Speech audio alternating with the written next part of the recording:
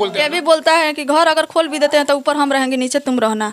रात हाँ, रात में हम खाली तुम्हारे पास सोने आएंगे। वो भी मेरे साथ आ गए थे, हमको लेके जा रहे थे यहाँ से नेपाल। बोल रहे थे कि हम हमारे से एक बार भेंट करो।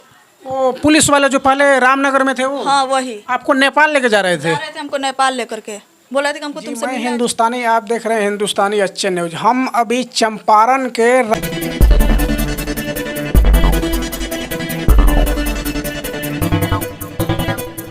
हरिनगर में हैं और हरिनगर में एक ऐसा मामला जो लगभग 3-4 साल से वो मामला जो है, ना ही उसको पुलिस अच्छे तरीके से इन्वेस्टिगेशन कर रहा है और ना ही पुलिस वाला जो है उस महिला को न्याय दिला रहा है। यही महिला है वो जो आज 4 साल से लगभग 40,000 रुपये की वजह से आज इतना परेशान है। इनको लग रहा है कि 40,000 रुपये इनके लिए 4 करोड़ रुपया हो गया है। और कानून कैसा काम कर रहा है, प्रशासन कैसा काम कर रहा है, इनके जुबानी सुनिए। और प्रशासन का वहाँ के हमको लानत है वैसे प्रशासन पे, जो आज तक 4 साल में इस महिला को इंसाफ नहीं दिलाए और आज महिला दर दर के ठोकर खा रही है। अच्छा, आपका घर कहाँ है? रामनगर सबने। हाँ, आपके साथ कैसे क्या क्या हुआ जरा बतलाइए तो। वही 40,000 रुपया कर्जा लिए थे शमसुद्दीन मियाँ संतोष कुमार से। वही पैसा का 20% पर हमको पैसा दिए लो। 2020 के लास्ट में पैसा लिए, 20% पर पैसा दिए लो। उसके बाद से पैसा देते गए, 20% के हिसाब जोड़कर ब्याज देते गए। उसके बाद लॉकडाउन लग गया। उस टाइम जो लॉकडाउन निकला था उस टाइम कोई घर से बाहर नहीं निकल रहा था। वो 6-7 महीना हो गया। उसके बाद बोला कि हमारा पैसा 3 लाख रुपया हो गया है। तो हम बोले कि 3 लाख रुपया कैसे हो गया? तो कह रहे सब ब्याज मूल जोड़ के 3 लाख रुपया हो गया। 3 लाख रुपया का हमारा पैसा दो, नहीं तो अपना पति से कागज़ बनवाओ। हम कहने हमारे पति का पैसा थोड़े दिए कि हम उनसे कागज़ बनवाएंगे। तो मतलब डेली द्वार पर हमको आकर गाड़ी देता था, सब डेली में धमकी देता था कि नहीं कागज़ बनवाएगी तुमको जान से मार देंगे, धमकी देता था। उसके बाद क्या हुआ कि अब अपना पति से बोले कि ठीक है 3 लाख का कागज़ बना दीजिए आधार कार्ड पे। और उसके बाद हम मायके का ज़मीन बेच रहे हैं तो दे देते हैं कर्जा। जब उतना बोल रहा है तो देना ही पड़ेगा। अच्छा, आप पैसा लिए थे 40,000 रुपये, आप अपने पति से नहीं बताए थे? उनसे नहीं बताया। ये कितना आप गलती काम कर दिए, गलती किया है ना आप? तो गलती किए हैं तो उनसे नहीं बता रहे थे, इसलिए नो कहता था कि उनको जानकारी नहीं होना चाहिए। वो जान जाएंगे 20% तो हंगामा हो जाए। इसका मतलब कि वो पैसा देने वाला वो भी लालची आदमी है? हाँ, वो भी तो लालची था ना। जरा बतलाइए, एक महिला को अपने जाल में कैसे फंसाया जा रहा है और इस महिला को वो मना भी कर रहा है पैसा देने वाला व्यक्ति कि आप अपने पति को नहीं बोलिएगा, वो जान जाएंगे तो हमको 20% नहीं मिलेगा। दुनिया में कौन सा पैसा देने वाला अमीर आदमी है कि 20% पे पैसा देता है? जरा आप लोग कमेंट करके बतलाइएगा। अच्छा, तो अब आपके पति जी तो जान गए? हाँ, जब केस कर दिया ना, जब आधार कार्ड पे कागज़ बना दिए ना, तो उसके बाद कागज़ बना करके उधर जमा कर दिए। उसके बाद बोला कि हमको 3 गो चेक दे दीजिए, एगो हम सादा स्टाम्प लाते हैं 1000 रुपये पे, उस पर साइन कर देना, आधार कार्ड पैन कार्ड जो है वो दे देना, हम रखे रहेंगे, जब भी तुम्हारा जरूरत पड़ेगा तो हम दे देंगे, फिर तुम्हारा काम में आ जाएगा। वो बोला हमसे, तो हम बोले ठीक है। तो उनका चुपे भी हम इस सब कागज़ उसको दे दिए। तो वही स्टाम्प पर अपना मैंने 13 लाख भर दिया।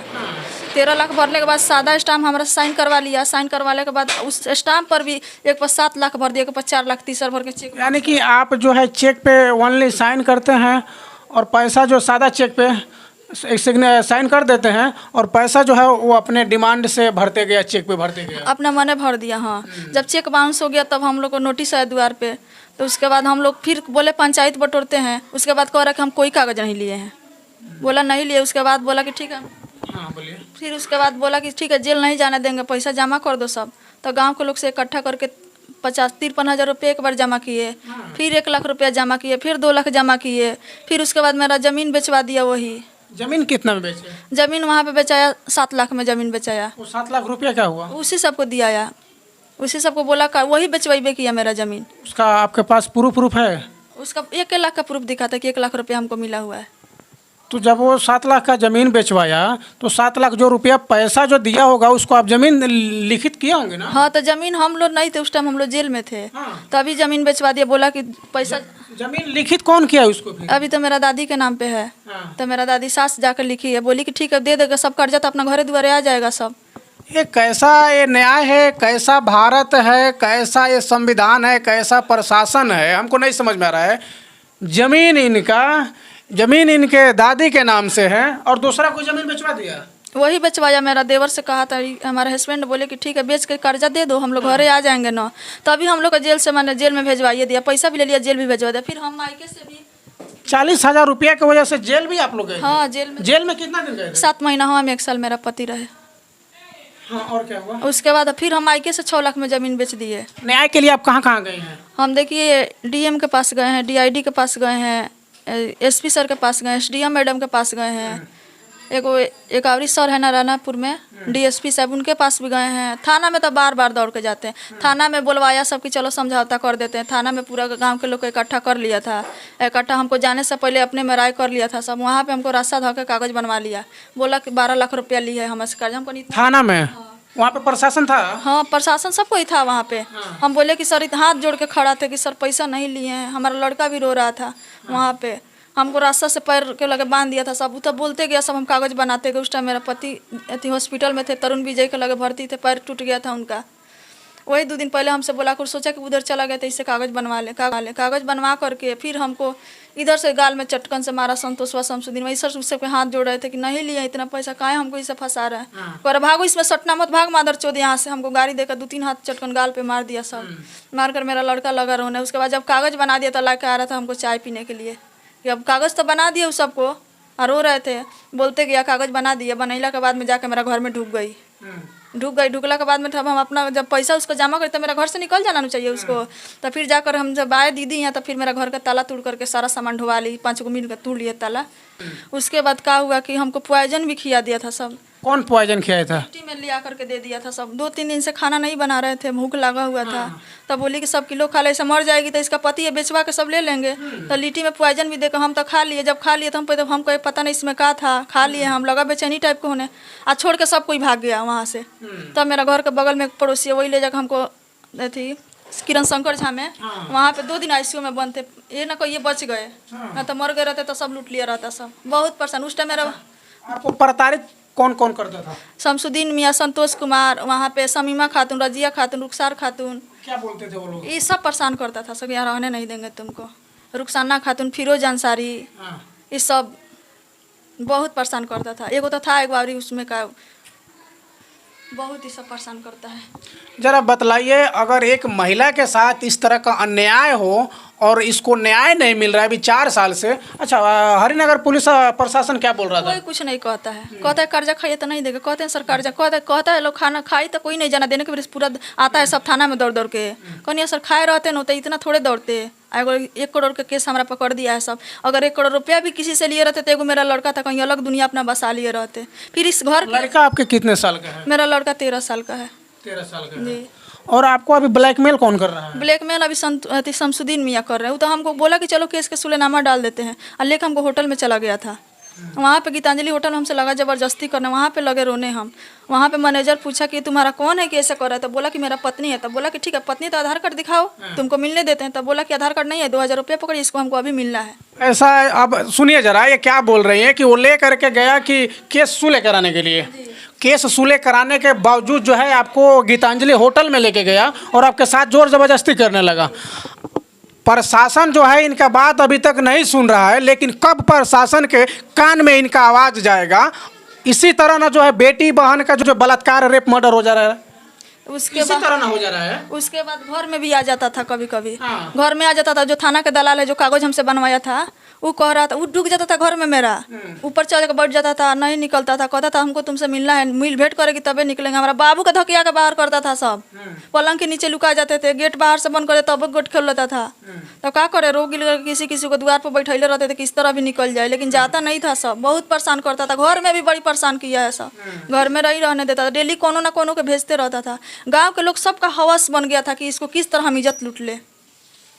जरा बतलाइए, एक महिला जो 4 साल से प्रताड़ित है और इनको ब्लैकमेल किया जा रहा है और इनको ये भी बात बोला जा रहा है कि आप मेरे साथ रहिए, हम आपको रखेंगे, ऐसा भी वो लोग बोलते हैं। ये भी बोलता है कि घर अगर खोल भी देते हैं तो ऊपर हम रहेंगे, नीचे तुम रहना। रात हाँ, रात में हम खाली तुम्हारे पास सोने आएंगे, यही शमसुद्दीन मियाँ कहते हैं। हाँ, इतना गंदा गंदा उसका रिकॉर्ड है। आपके घर में ऊपर वो क्यों बोल रहा है रहने? बोल रहा कागज बनवा लिया था ना, तो बोला कि हमको दे दिया, तो जब तक पूरा पैसा फाइनल नहीं करेगी नहीं 12 लाख, तब तक हम गेट खोल देते हैं, नीचे तुम रहना, ऊपर हम रहेंगे। हम ही है तुमको सबनी में रखेंगे, कोई तुमको दिक्कत नहीं होगा। यानी कि समझिए तो प्रशासन से भी बड़ा हुआ आदमी है क्या? बड़ा आदमी नहीं है, पता ना क्या है, वो सब क्या कर रहा है कुछ समझ में नहीं आ रहा। थाना में तो खुद बोल रहा था संतोष कुमार की जेल से छूटे थे तो सर थे वीरेंद्र अति जो यहाँ से चले गए हैं, वीरेंद्र चौधरी शायद सर हैं वो, उनका नंबर मेरे पास, उनसे बोल रहा था कि सर इसको हम रखेंगे, जब तक इसका पति नहीं छूटे इसको हम अंदर अपना हैंड में रखेंगे, इसको हम इसका खर्चा देंगे। वही है, दूसरा का पत्नी का रखने वाला है। और प्रशासन क्या बोला? प्रशासन नहीं कुछ बोला। जेल से छूटे ना, उस दिन थाना में गए, कहेंगे सर मेरा घर खुलवा दीजिए, तब वीरेंद्र सर अभी थे। वीरेंद्र सर उनका हक्का बक्का बंद हो गया, जानते थे कि हम इसको परेशान, हम ही परेशान किए हैं, तो उसको तुरंत हमको बाहर ले बोले कि रूबी तुम मेरा बात किसी से मत कहना, ना मेरा रिकॉर्ड देना, हम तुम्हारा हेल्प करेंगे, हम तुमको रखवाते हैं घर में। वो भी मेरे साथ आ गए थे, हमको लेके जा रहे थे यहाँ से नेपाल, बोल रहे थे कि हम हमारे से एक बार भेंट करो। वो पुलिस वाले जो पहले रामनगर में थे वो? हाँ वही आपको नेपाल लेके जा रहे थे? हमको नेपाल लेकर के बोला था कि हमको तुमसे मिलना है, चलो तुम देख रहे हैं तुम ठंडा में काँप रहे, तुमको कपड़ा लता खरीद देते हैं, सब कुछ। एक पुलिस वाले को क्यों हमारे भारत में उनको रखा गया है कि आम जनता जो है, पीड़ित परिवार है, वो परेशान ना हो, लाचार। ऐसे पुलिस वाले अगर हमारे बिहार में हो जाएंगे तो हमारा बिहार बदलेगा क्या? वो पुलिस इनको बतलाइए, बोल रहा है कि लेकर के नेपाल चलेंगे, तुमको वहीं पे तुमको रखेंगे और क्या क्या करेंगे, बोल रहा था। उसी के चलते जेल गए हैं हम, हमको पूरा पकड़वाने के चक्कर में था। वो सोचा ना कि पकड़ा जाएगी तो पहले इसका इज्जत लूट लेंगे, तो हम उससे तो पकड़ाए नहीं, जाके मेरा बहन के घर पे छापा मार दिया। बोला था कि 2 करोड़ रुपया लेकर के भागी है, मेरा दीदी घर पे छापा मारा था। उसके बाद हम वहाँ से भाग गए, भागने के बाद वहाँ पे जाके हम अपने आप सिलेंडर बोल दिए, उससे हम पकड़ाए नहीं, लेकिन सारा काम वही खराब किया है। हमको हमारे पर 420 का केस लाद के हमको फंसा दिया, लेकिन वो जानता था कि सच्चाई क्या है, सच्चाई जानते भी हमको फंसा दिया। वो मतलब ये इस तरह से एक महिला को प्रताड़ित किया जाता है। और महिला ये है, कितना हिम्मत है इसके पास महिला के कि आज जो है अपना लड़ाई जो है, न्याय के लिए लड़ाई अपना लड़ रही है। और आपके पति क्या करते हैं? हमारे पति वहीं पे टीवी बनाते थे, उनका भी मारकर कपार फाड़ दिया था सब, उनका भी 12 गो टाका पड़ा था, लेकिन थाना उनका केस नहीं लिया, उस सबका केस ले लिया। झूठ को गया, सब पैसा मांगने के पैसा नहीं दिया, उनका मार के बांस से माथा फाड़ दिया था। हम यहाँ पे दीदी के घर पे थे, हमको कह दिया कि हमको बकुआ से काटी है सब, उस दिन हम थे नहीं। अरे हम आपसे क्या बोले? जब देश हमारा ना गीता से चल सकता है, ना कुरान से चल सकता, ना तो संविधान से क्यों नहीं हमारा देश चल रहा है? संविधान में इस महिला को है जो इसको न्याय मिले, संविधान के हिसाब से ही न्याय मिले ना। क्यों पुलिस वाले 4 साल से इस महिला के साथ जो है हर कोई अपना ख्वाहिश जो है पूरा करने के लिए लगे हैं, पीछे पड़े हैं। और रामनगर के थाना अध्यक्ष से भी हम कहना चाहेंगे उनको इस वीडियो के माध्यम से कि आप देखिए, आपके थाने के मैटर है और ये महिला आज जो है आज बगहा से लेकर के और पटना तक परेशान है। अगर उन लोगों की वजह से अगर आपको कोई प्रॉब्लम हो गया तो? हमको कोई दिक्कत नहीं है, हम न्याय के लिए जहाँ जाना होगा वहाँ जाएंगे, लेकिन ये है कि हम किसी के साथ गलत ना किए हैं ना कोई कर सकते हैं। लेकिन वो लोग जितना आदमी आपके साथ गलत करने के लिए कोशिश कर रहे हैं लगातार, करने दीजिए, जितना करने कर। देखिए जो जानते हैं ना, जब झूठ बात रहता है तो हवा बहुत ज़्यादा उठता है और सच्चाई धीरे धीरे उठता है। तो 3 साल से गमाए हुए थे ना, नहीं ना कुछ कर रहे थे, कहते आज सुधरेगा सब, कल सुधरेगा, लेकिन कोई सुधरने वाला नहीं। अभी भी मेरा फाड़ कर 3 टुकड़ा ब्लाउज कर दिया था, मांग में के सिंदूर धो दिया सब। कौन सिंदूर धोया था आपका? वही पूरा गाँव के लोग मिला के शमसुद्दीनवा धोया था। जरा बतलाइए, एक शादीशुदा महिला के मांग का सिंदूर उसको कब धोया जाता है मालूम है आप लोग का? जब इनके पति नहीं रहते हैं उसके बाद में है जो मांग का सिंदूर धोया जाता है। लेकिन इनका मांग का सिंदूर इनके पति के रहने के बावजूद भी इनका मांग का सिंदूर धो दिया। कितना नालायक इंसान है वो।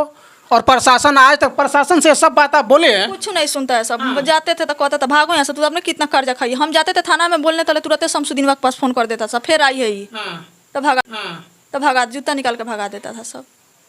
यानी कि प्रशासन से आपका विश्वास हट गया है? हटा नहीं, वो सब जानबे करते आजकल, जानबे करते, जहाँ रहेगा वहाँ सब कुछ सपोर्ट करेगा। मेरे आगे पीछे कोई नहीं है तो मेरा क्या है सुनने वाला?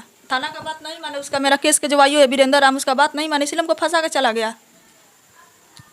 इनका मतलब कि सपोर्ट करने वाला कोई नहीं है, तो जिनको मर्जी वो चाहे तो इनके साथ कुछ भी कमेंट कर सके और कुछ इनको ब्लैकमेल कर सके, यही ना एक लग रहा है? हाँ वही लग रहा है, उन लोग अपना फायदा उठा रहा है।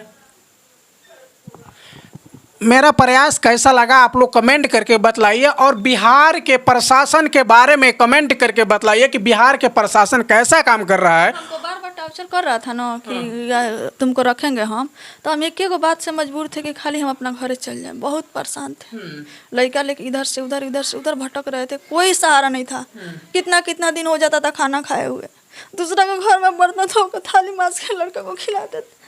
हालांकि अच्छे घर का परिवार है ये, इनका घर का हम वीडियो डालेंगे इस वीडियो क्लिप में। अच्छे घर के परिवार हैं, लेकिन आज देखिए कितना लाचार हो गए हैं। ज़रा देखिए ये लड़का है इनका, ये लड़का का जो है ज़िंदगी बर्बाद हो रहा है। क्या ये लड़का अपना भविष्य बना पाएगा? कितने साल का आपके लड़का है? 13 साल का। क्या नाम है तुम्हारा बाबू? चंद्रगुप्त।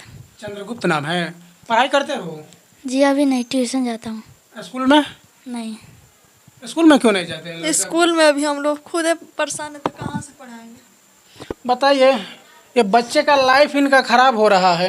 ये बच्चे का अभी उम्र है पढ़ने का, खेलने का, कूदने का, लेकिन ये बच्चा सिर्फ ट्यूशन पढ़ने जाता है, स्कूल में नहीं जाता है। इसको भी घर में बंद कर दिया था सब, हमको घींच घींच के नट्टी में साल बांध के घिसेट के मारा सब। आके बेतिया में कोतवाली चौक पे 2 टेम्पू आया था, सब मार के यहाँ से गया हमको।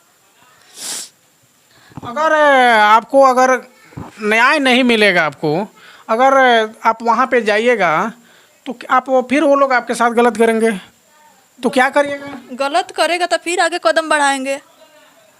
पैसा ऐसा पैसा नहीं, 40,000 रुपये की वजह से ये लोग रोड पे आ गए हैं। पूरा ज़िंदगी इन लोगों का ख़राब हो गया है। अब इन लोगों का ज़िंदगी जो है, बिहार के प्रशासन से हम यही रिक्वेस्ट करेंगे कि इन लोगों का ज़िंदगी जो है संवारे और इन लोगों को जो है इंसाफ दिलाए, न्याय दिलाए, ताकि ये अपना घर जो है फिर अपना रामनगर में घर अपना बसा सके। मेरा प्रयास कैसा लगा आप लोग कमेंट करके बतला सकते हैं, और बिहार का प्रशासन कैसा काम कर रहा है बिहार के लिए, आप लोग उसके बारे में भी कमेंट करके बतला सकते हैं। जय हिंद।